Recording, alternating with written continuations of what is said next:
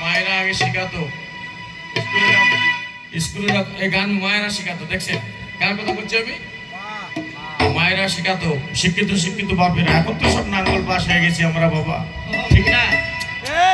আমরা সব নাঙ্গল পাস। আগে মায়েরা মুরব্বীরা শিক্ষিত মা বাপেরা শেখাতো। এই যে এই ছেলে এই বল রব্বি জিদনি ইলমা, রব্বি জিদনি ইলমা, রব্বি ইয়াসসির ওয়ালা তুআসসির ওয়া তাম্মিম আলাইনা বিল খাইর। এখন ছেলে কয় মা এটা করলে কি হবে?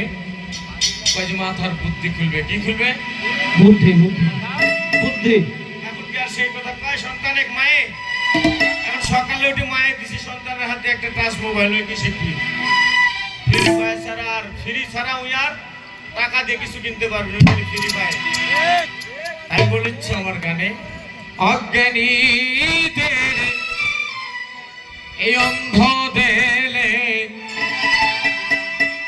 দাও জ্ঞানেরই জ্যোৎস্না,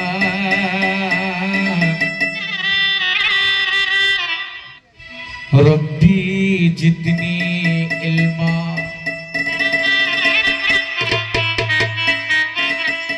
অজ্ঞানীদের অন্ধকারে, অজ্ঞানীদের অন্ধকারে দাও জ্ঞানেরই জ্যোৎস্না, রব্বি জিদনি ইলমা, রব্বি জিদনি ইলমা।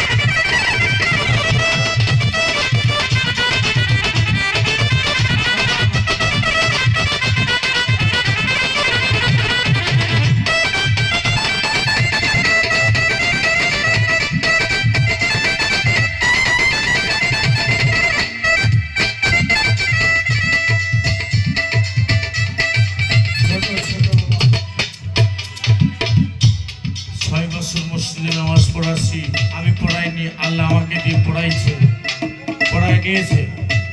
2 বছর মাদ্রাসায় ছোট ছোট কচি কচি বাচ্চাদেরকে কোরআনের শিক্ষা আমি দেইনি, আল্লাহ আমাকে দেওয়াইছে, কিন্তু আমি ওখান থেকে কোনো জ্ঞান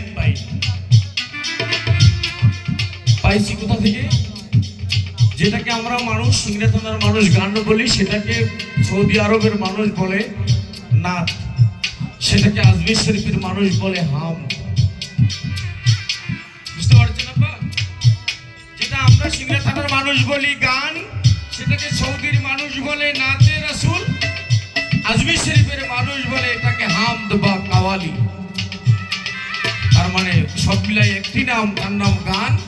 এই গান থেকে আমরা পেয়েছি জ্ঞান। তাই মঈনুদ্দিনের